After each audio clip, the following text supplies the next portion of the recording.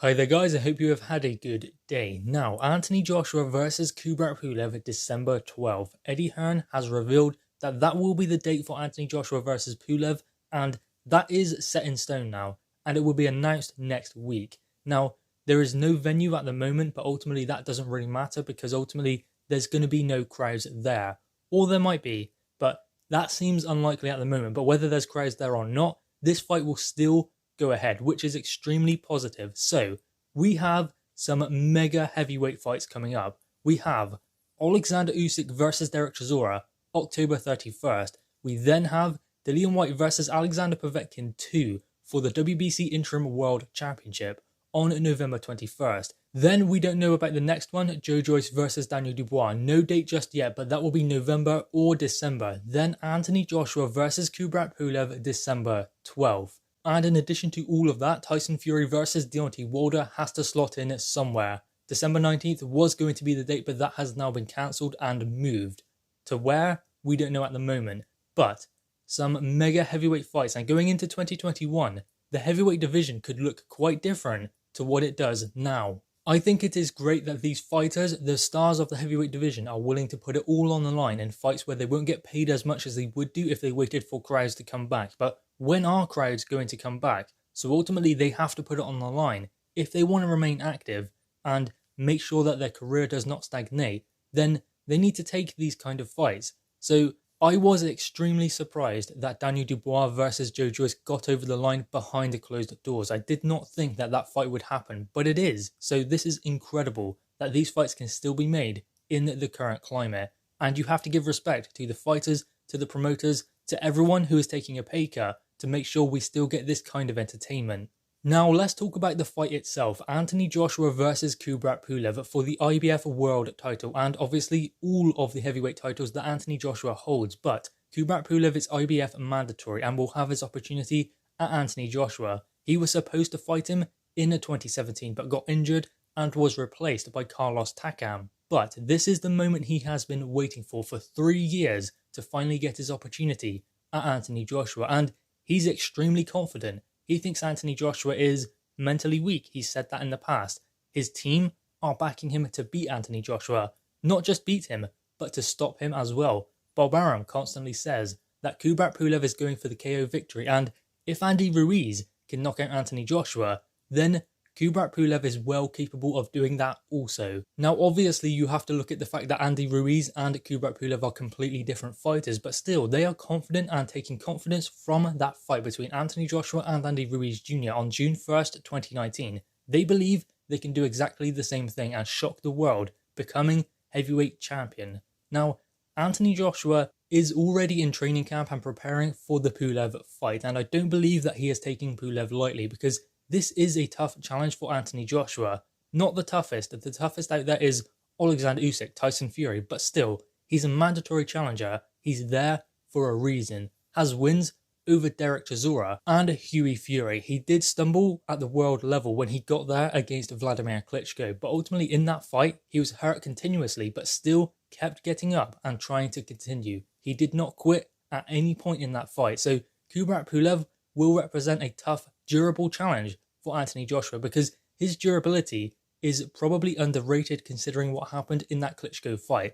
But as I said, he kept getting up, hurt continuously from a big puncher like Klitschko, who had more than 50 knockouts. And still, Kubrat Pulev was stood there right in front of him at taking clean blows from Vladimir Klitschko. And he lasted 5 rounds. But against Anthony Joshua, he will have a different game plan. I think that he will try and box Anthony Joshua. He thinks that maybe he's the better boxer in there compared to AJ. And he does have a very awkward kind of style, that bouncy style with the pawing jab. He's always unpredictable. You don't really know what is going to come. Brilliant positioning and timing. Kubrat Pulev is always in a position to land a punch. That can be dangerous, especially if you have someone who's constantly off balance or neglects their positioning. Anthony Joshua does not do that. He also has good positioning and good timing. He's fast as well as that. So Anthony Joshua will look to use his speed, his movement, and his endurance to drag Kubrat Pulev into a place he does not want to go, whereas Kubrat Pulev will look to use his experience, his boxing, his positioning and his timing to time Anthony Joshua and to counter him and try and exploit some of the weaknesses he believes are there in Anthony Joshua. Now, in the build-up to this fight, coming from Bob Arum and team members of Kubrat Pulev, a lot has been made of Anthony Joshua's durability and vulnerabilities, especially considering the Andy Ruiz Jr. fight. Bob Arum explained that he used to promote Andy Ruiz Jr., and he doesn't believe that Andy Ruiz is anywhere near the level of Kubrat Pulev, and therefore, because Andy Ruiz can beat Anthony Joshua the once, not the second time though, but because Andy Ruiz has one win over Anthony Joshua, he believes that Pulev can do exactly the same thing. Now, the reason why that cannot happen is because Andy Ruiz is an inside fighter. Anthony Joshua got caught trading on the inside. If Kubrat Pulev trades on the inside with Anthony Joshua, he'll get knocked out because Pulev is not an inside fighter. He's a boxer puncher, likes to fight at range or mid-range. Once they get on the inside, Pulev will always lock up his opponent. He doesn't want to work on the inside, but AJ will. So if Pulev gets caught trading on the inside, then it's going to be a short night for Kubrat Pulev. So what he needs to do is try and stay on the outside, have a boxing match with Anthony Joshua, because Andy Ruiz Jr.'s style and Kubrat Pulev's style are completely different, and therefore he cannot cause the same problems for Anthony Joshua that Ruiz done, but he can cause different problems of his own.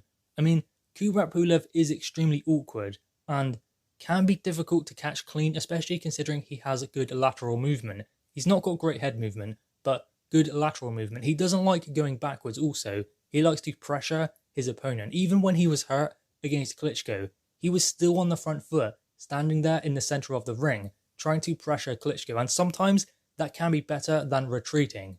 Because when you are hurt and you retreat, you invite pressure, because obviously you are going back. That gives your opponent the opportunity to come up forward. They smell blood, so they want to go for the finish. But if you stay there in front of them and apply your own pressure and keep working, then that lets them know that you are not ready to go just yet. And that is what Kubrat Pulev done against Klitschko, and that is what he will do against Anthony Joshua. I do not believe for one moment that this is going to be an easy fight for Anthony Joshua, because this is the last opportunity for Kubrat Pulev. If he loses this, then there's no world title opportunity. He's going to have to wait 2 or 3 years to get another opportunity, and he's going to have to fight top 10 heavyweights to get back up there. So this is Kubrat Pulev's last chance to win a world title. That is why he is dangerous. And if you couple that with the fact that maybe he is a bit underrated, then you have a recipe for disaster if you underestimate him, which I don't believe Anthony Joshua will do, because he learnt that the hard way against Andy Ruiz Jr. He wanted a spectacular knockout to look good going out to America, but ultimately that cost him when he started trading with an inside fighter on the inside. He's not going to make that mistake again. Eddie Hearn did explain that Anthony Joshua will make a statement and steamroll through Kubrat Pulev.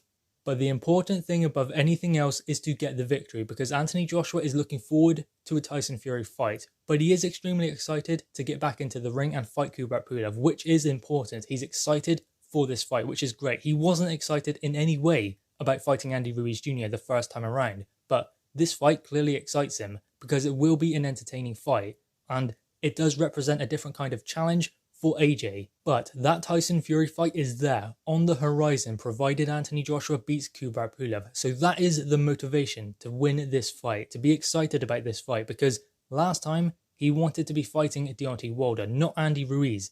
It was road to undisputed, not road to Ruiz. So Anthony Joshua became a little bit disillusioned with the sport of boxing because he wanted these big fights, the mega fights, but they eluded him because Deontay Wilder announced he was going to be fighting Luis Ortiz, Anthony Joshua versus Ruiz fight week. Then they didn't actually confirm a date or venue or anything like that until months after Joshua Ruiz. So it became something like, was Deontay Wilder just trying to put off Anthony Joshua and make him think that you're not getting this fight no matter what you do? So, I mean, if that was the case, then it worked. And I believe that didn't help when Anthony Joshua was going in there and fighting someone who's a hungry challenger, who wanted to win, more so than anything else. He went in there with Andy Ruiz, a live opponent, when he wasn't expecting that kind of fighter when he got in there. So ultimately, it was a recipe for disaster. But against Kubrat Pulev, the Tyson Fury fight has been agreed financially for 2 fights next year. So beat Pulev, you get Fury. That is the motivation for Anthony Joshua, because if he beats Kubrat Pulev, then he gets the Fury fight, the one he wants. There's no, if you beat Pulev, then you might fight Fury, or Fury has to fight Wilder first and maybe Undisputed won't happen. No, there's none of that. The fight has been agreed verbally between Eddie Hearn, Top Rank, Anthony Joshua, Tyson Fury. So that fight is there.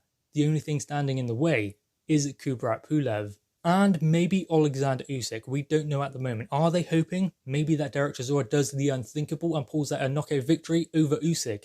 Are they maybe hoping for that? Or is there some way in which they are going to get around that WBO mandatory that will come next year? Because Usyk is waiting for his opportunity by fighting Derek Chisora, allowing Anthony Joshua to deal with his mandatories in chronological order. So Alexander Usyk is waiting now for Anthony Joshua to deal with his IBF mandatory. He will not wait again while Anthony Joshua fights for Undisputed against Tyson Fury, because he is the one who wants to probably be in that fight with Fury for Undisputed in the heavyweight division.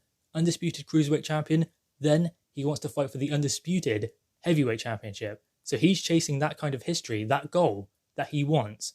So given that, Anthony Joshua and his team are going to find a way to get around Alexander Usyk, or they will still face him before the Tyson Fury fight next year. That is a possibility still, that Anthony Joshua does fight 3 times next year. Usyk, then Tyson Fury twice. Possible, maybe unlikely, but it still could happen. Guys, anyway, what are your thoughts on this? Kubrat Pulev, Anthony Joshua, December 12th. Announcement coming very, very soon. This fight is on, with or without fans. Mega fights, we still get them without the crowds. Incredible. Guys, anyway, drop your thoughts on this in the comments below. Leave a thumbs up and subscribe if you are new. Thanks, guys.